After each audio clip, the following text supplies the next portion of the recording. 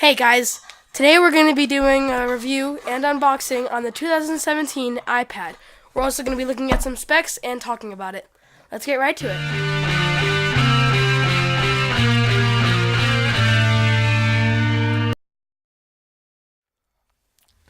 Okay, so we have the iPad here, and it's the 32 gigabyte just Wi-Fi version, and I like the Wi-Fi version because my phone has unlimited data, and since it's an iPhone 7 Plus, it's got really high speeds and it doesn't really let you down. And because it has personal hotspot and I have unlimited data with it, I can just use cellular data from my phone to turn on my hotspot. So it's still so I can use this in public and out of the house where there's no Wi-Fi, but I can pretty much still be using my Wi-Fi because I'm going to be using my personal hotspot. So it's pretty much like you don't even need to buy the cellular if you have unlimited data and you have like a good personal hotspot. So let's start on opening it. There's always that time where you have to wait for it to soup out. If you open the sides, it falls out quick like that. So here's the iPad. I already opened the entire box and like set it up earlier because I didn't want you to go through the whole hello, where do you live, select your network and stuff. But here we have at the bottom, we have the Apple sticker, the two Apple stickers with the Apple logo, and then you have the instructions. So we'll just put those to the side for a second. Then you have the charging cord, and then the wall adapter that has the USB input. So that's the USB to lightning cable that charges it. And since iPad needs more power to be charged because it has a bigger screen, you can plug that into your phone, and your phone will charge faster because it has more power. And then of course it can fold into it when you want, and then you just push it out again, and then it comes off like that to where you have that output and this input. Then it just locks on with a small little ring that goes into here, and it locks on and stays in there unless you like pull it out intentionally. It should usually just stay in there. So we'll put that to the side, put this over here.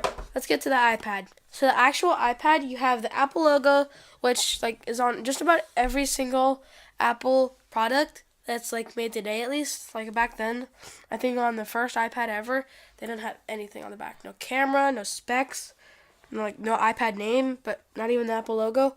But like today they have the Apple logo on everything. And on the Macs, it lights up or is black if you have an iMac. And on iPads, and on iPads and iPhones, sometimes you can, if it depends on which one you get, but you can change it and modify it, like open up the screen and put a glowing one, as you can see on like everything Apple Pro. He made a video on that. I don't know if I will or not. I don't want to mess around with my phone like that. No. But on the back you just have a mirror, and it's actually a really clear mirror. It's not like a blurry mirror, but it's a mirror, Apple logo, of course iPad, that below it says in small gray print, designed by Apple in California, assembled in China, stuff like that. Then you have the 8 megapixel rear photo camera, and then also a small microphone, and then a microphone right above that. So you have a microphone on top, and then a microphone below it right here. And then you have the 3.5 millimeter audio jack on top, and on iPhones it would usually be right here, but now it's just on top. And that was like for the iPhone 4 as well, and below that I think. But in the front, you have the screen, which does not have a Retina display, and the Retina display makes it magnified to where it's close to you. But since it's missing the Retina, I think it's called Retina. I might be wrong. That might just be better quality. Either way, it's missing some kind of thing in the display that makes it feel like it's closer to you, but you have this black line. If you look closely right here, you see a black line right there. And that makes you feel like you can't actually touch it. Because if you look right here, you have a black line at the end of the wallpaper. And it makes you, if you look closely, which you can't, but once you get it, if you get it, you can look closely, and it doesn't feel like you're actually touching it. Like it's just a small percentage away from you. But after that, it looks good. Again, once you open up, it's got the fingerprint touch ID, which is okay. It's pretty good on recognizing it. It's not the best, but it's never going to be the best because, It's just an iPad. It's not really made for that. It's made for iPhones, really. But then it comes equipped with iOS 10 and the iOS 10 original wallpaper. Um, and then, of course, if you move it around, the wallpaper and the display will move around with you. The apps and icons will move around while the wallpaper moves in the background, just as you or the iPad moves. And then, once you slide to the left, of course, you have the photos and the cameras and stuff like that. Here's my Fallout, my Dude Perfect, and then my Pug. And then you have live photos, HDR, timer, 2 different cameras. You don't have filters on this, so you can't like do a chrome filter, the black and white filter or anything like that. But you have video, slow-mo, time-lapse, photo, square, and pano, which is the usual. It zooms in on this Vault Boy. Let's see how good it zooms in.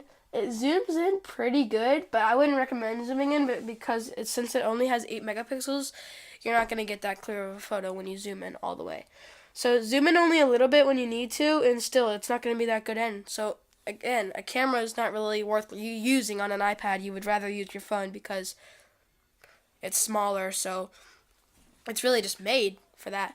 And because of that, you get a lot better photos on your just phone rather than on an iPad, because they don't expect you to be taking photos since it's so big. You're not just going to be a photographer walking around going, ooh, look at that, look at that, look at that. No, it's too big.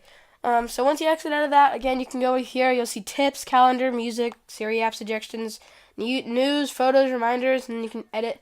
And then these are called the widgets, so you got 9 new widgets available.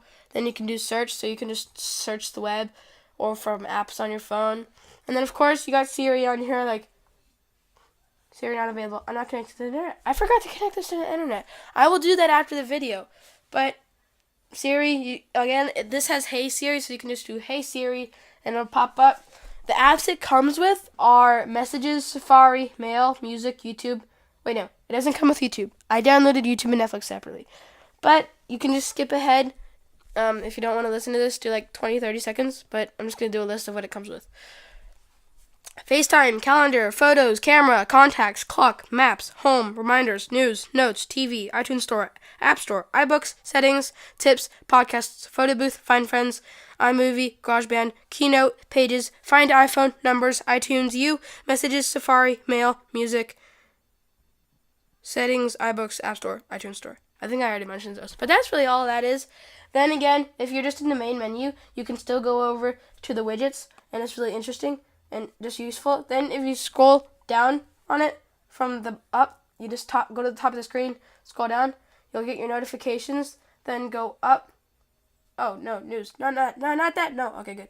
But if you scroll up, you get your control center, which you can control airplane mode, Wi-Fi, Bluetooth, do not disturb, ringer on and off, and also lock screen. You can just control the brightness, which is pretty good. It goes pretty low and it goes pretty high, which is good. You got night shift, AirPlay, and AirDrop as well. You got clock and music and photos accessible. You do not have a flashlight on here, and it does not come with a calculator. So I don't even know if you can get a calculator on here. You cannot get Instagram. I'm not sure about Snapchat. I don't have Snapchat, but I have Instagram. I looked it up earlier, but you can't get Instagram on here. I guess just because it's so big, App Store didn't really think that you would use it. They were wrong. But after that, again, you just have the iPad up in the corner. If you go to the settings, you can edit it. It could say Nick's iPad, and then whatever your name the iPad is, Jack's iPad, Sophia's iPad, Sarah's iPad, Ethan's iPad, your name iPad, anything iPad. You could put poop iPad. You wouldn't though. But it's gonna say iPad. Then if you get the cellular version, it's gonna have a black bar at the top between the headphone jack and then also your camera. It's not gonna look very good, but that's why I didn't get the Wi-Fi. Sorry for my voice. I'm a little sick right now. I've got a cold. That's why I'm sniffing as well. But it's gonna say iPad, and then it's gonna say like 4G or 3G, whatever you get, for your cellular. If you get cellular, and if you don't have that, it's just gonna say iPad, just iPad. If you don't have any Wi-Fi or reception at all, and then if you have Wi-Fi, it's just gonna display your bars and stuff like that. Then it's gonna say 628 a.m., p.m. Mine says p.m. right now because that's me. That's where I live, and that's my time. And then it's just going to say that. So 6:28 p.m., small up in the top middle.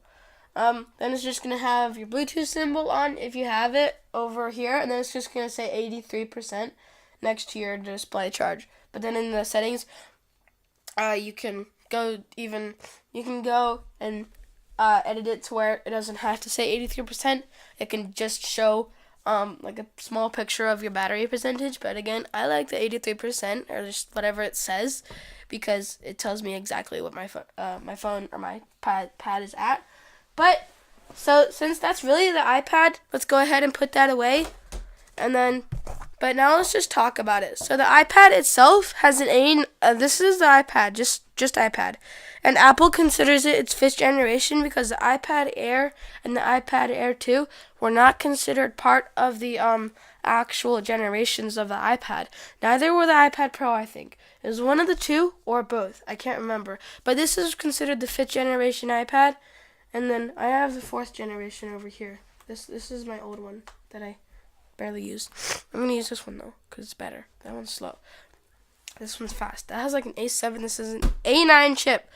This is an A9 chip with 32 gigs. Again, I told you that, I think, already. A9 chip. And then I don't have the app to show you the speeds for it. I might get that on future videos, though. You're welcome.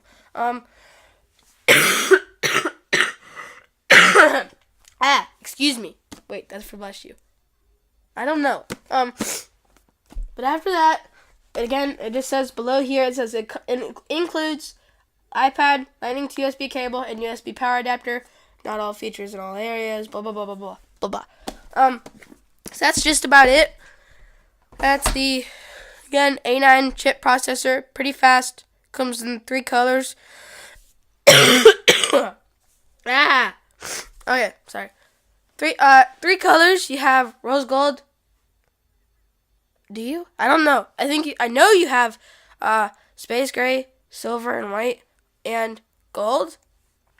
I got silver and white. I thought that would look the best because it matches my phone. And I'm about to get the silicone case for it. But yeah, that's that. So that's really all we're doing today in the video. So come back, look at us again, and hit that like button. And tell your friends about this channel because we're going to be doing more videos on tech, unboxing, reviews, and video games. So that was NVNR New Vegas News Radio. Oh my gosh. Oh, I need to drink some water. Yeah. Signing off. So see you guys later. Thanks for watching. Bye.